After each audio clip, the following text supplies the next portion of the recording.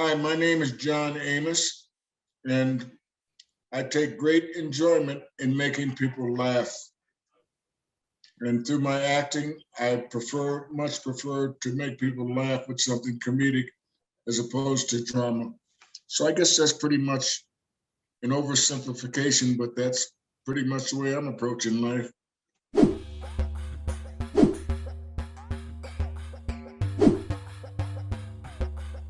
Well, I'm curious about you as a kid growing up. Like, what kind of kid was John Amos back in the day? If you talk to the people in the neighborhood, to tell you he was a bad kid. Troublemaker.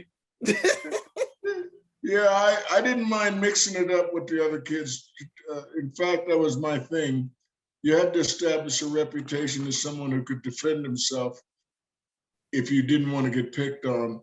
And so I established my reputation early on with a couple of fights that became neighborhood legend because Oh, they went on for so long. But nobody got seriously hurt, and in fact, I ended up being good friends with my adversaries. So it was just a typical childhood upbringing. We liked to go roller skating every Wednesday or Thursday, I think it was, and we had bicycle gangs. We just would ride around together, not making any trouble or doing anything of a real criminal nature, but just a gang of us would get on our bikes. A gang of us would go roller skating together. It was a good time to grow up, and it was a great place to grow up in New Jersey. I thought East yeah. Orange was voted the cleanest city in the United States of America 2 years running in Life magazine, which was a major publication at that time. So I was pretty proud of the city, and we had some wonderful people come out of there who had accomplished a great deal. Um, Not the least of whom was Dionne Warwick. I'll never love this way We went Yeah. to high school together, Oh, and wow. it gave us all great pride.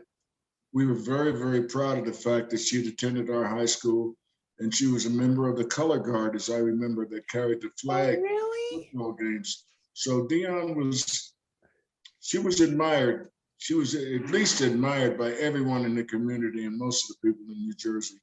So I Yeah. had a pretty good childhood growing up. That's As I awesome. said, that education I received at East Orange High School, which no longer exists, and they tore it down and replaced it with another educational facility.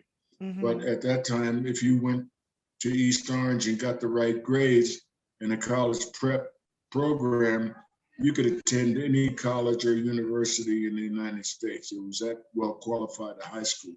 Oh, wow. So all in all, it was a great experience growing up in New Jersey. Yeah, amazing. Well, thank you for sharing that, some of those memories as well. I know that you were an athlete and then got yourself into acting. Do you remember what the first interest in doing anything in this field in this industry was? Yeah, it was in high school. That was a thing in those days. We had a great arts program, and it was all voluntary if you wanted to be, they called them electives. And so Mhm. I chose one of my electives was the theater program. And that was the first time I'd ever read a play or participated in a play in high school. And as I recall, it was The Man Who Came to Dinner, an old classic that my drama teacher or our instructor always liked. And so we had one, and our entire cast was composed of students, some of whom were athletes, like myself and another football player, were two of the convicts in that play, and we wore striped prison garb, and that was Mhm. fun. And it was kind of like dressing up. None of us took it too serious to the point that we were considering making it a career. Do you even remember auditioning for the first Coming to America? Well, the truth of it is, I do remember I didn't have to audition. That John Landis, the director, had indicated through the usual channels that he'd like to talk with me about the movie. And so his office was at Paramount. And I went over to the Paramount Studios gladly to meet with him and to discuss the role or discuss the picture, what he saw as my role as a participant, as a cast member. And he began to describe one scene in the movie that had me laughing so hard that I said, I've got to be in this. I definitely want to do it. And that would be the scene where the older couple that's been invited to his house for the celebration or the wedding anniversary or whatever, and as they get up off the couch, they leave these two huge Jerry curl stains on the couch. And I fell out. I mean, I literally was sitting on his couch in his office, and I went down to one knee with tears coming out of my eyes. I was laughing so hard because I just loved the freedom that the script provided. And that meant that Eddie, in his security and in his position as a major motion picture star, would grant us all the same freedom. And we had, and it was just wonderful. I think I enjoyed that experience of coming to America, the original, as much as I've enjoyed anything in my career. It was a blessing. Yeah. I mean, you don't know when you're doing it, whether or not something can be a classic. Like you might have an inkling about it, but you don't know like what I'm making now is going to just kill the game for the next 50 years plus. Because it's one of those You things. never know. You can only hope. You can only hope. Yeah. And if things go well and it turns out well, it's terrific. Yeah, yeah, to be a part of that. Like, but the thing is, Mr. Amos, you are a part of so many cultural moments when it comes to being an actor, when it comes to Black culture on television.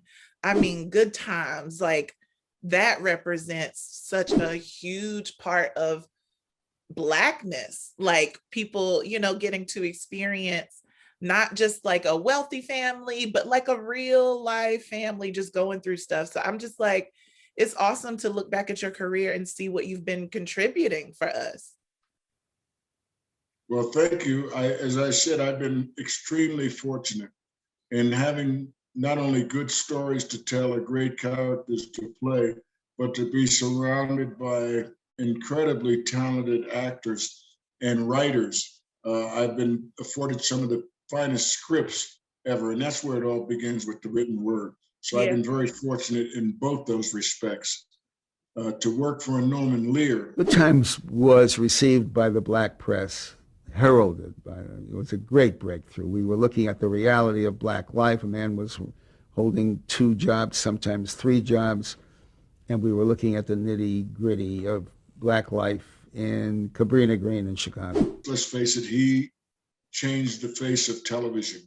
He was the most innovative producer that I've ever worked with. He's quite an innovator. Yeah, for sure. Well, I mean, we've come into being able to experience coming to America, the number 2, after all of this time. How do you feel about first reviving of classics like Coming to America and breathing new life into it, and then also getting a chance to be a part of something this many years later? Well, on both levels, the fact that they're bringing it back proves the longevity and the value of the original, that it was so well accepted that for years, for decades, people wondered, is there ever going to be a sequel? Because the normal procedure in Hollywood, of course, as you know, is that they will do sequels after sequel after sequel as long as it's successful. But Eddie waited until the script was right, even if it meant waiting these 30 years or more. The bottom line is that the original, as I said, was so well received that people anticipated a sequel for many, many years, and finally it happened. And now that it has happened, I look forward to the public's reaction. But regardless of what the reaction is to the sequel, I'll always have the original to reflect on. I want a good memory, because that was the first one, and it was so enjoyable, and I laughed so much that I couldn't imagine being able to replicate that kind of an impact on an audience. Well, we did the best we could. Time will tell. Yeah, I mean, you're right. It's a big set of shoes to fill. I mean, I'm over here just thinking about all the classic memories from it. You brought up the Jerry curl moment. I'm like McDowell's forever. Yeah. You know, just so like Soul Glow. It's so many good moments. So I love being able to see, you know, that be revived and then have so many new moments to bring. And to the point of you having this 40-year-long career as a Black actor, what have you been able to see change within your career, within the times, and especially when it comes to making things better for Black actors? Well, I guess I see it best through my son's eyes. My son, KC, as I acknowledged before, is a graduate of Cal Arts Institute of Fine Arts, and he majored in film production. Mhm. And the bottom line is he's won awards for his own concepts and his own films. And I've been participating. We've been working more closely together the last several years of my life, last several years of my career than we ever have in the past. And it's me in good stead because he brings me along and educates me from a technical standpoint as to the latest developments in filmmaking. The cameras that are available, the editing process is different, access to live performances and research materials that are available through the internet. It's incredible. So I would say those are the biggest changes that I've seen, and for the better, because no longer do you see huge cinemamobiles and big truck-like buses with all the equipment inside. You can literally carry a studio in your pocket now. Right. And that makes it much easier for filmmakers. So it's kind of exciting for me to see the growth, but at the same time, I miss some of the older things that happened when the television industry and film industry was just in its infancy. So I'm grateful for the changes. I'd like to take advantage of them in the future.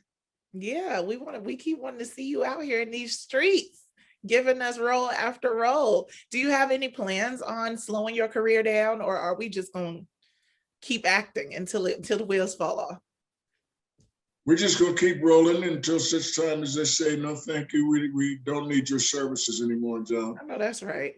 I'll know when it's time to step aside and let the younger generation take over totally. What do you feel most proud of when you look at your career and you reflect on what you've been able to do? The thing I guess I'm most proud of is that I've left a couple of films that people can look at years and years from now and enjoy just as much. I'd like to think I've left a little mini legacy, if not a legacy. Yeah. So far, so good.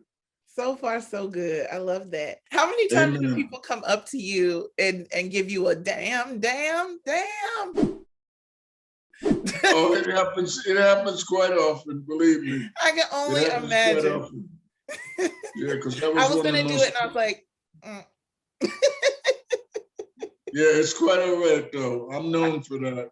listen, I had to refrain, but I'm so honored to have been able to chat with you, Mr. John Amos. I'm so incredibly grateful for you and your Well, time. thank you. Thank you so much. I feel it's mutual, and I've enjoyed my career up to this point. Thank you so much. Amazing. For me and with me. Of All course. right. Of course. I hope to see you again soon when the world is open. Amen. Yes. Thank you again. Thank you. And you take care of yourself. You got a great smile. Thank you so much. Thank you. I appreciate that. And what a pleasure.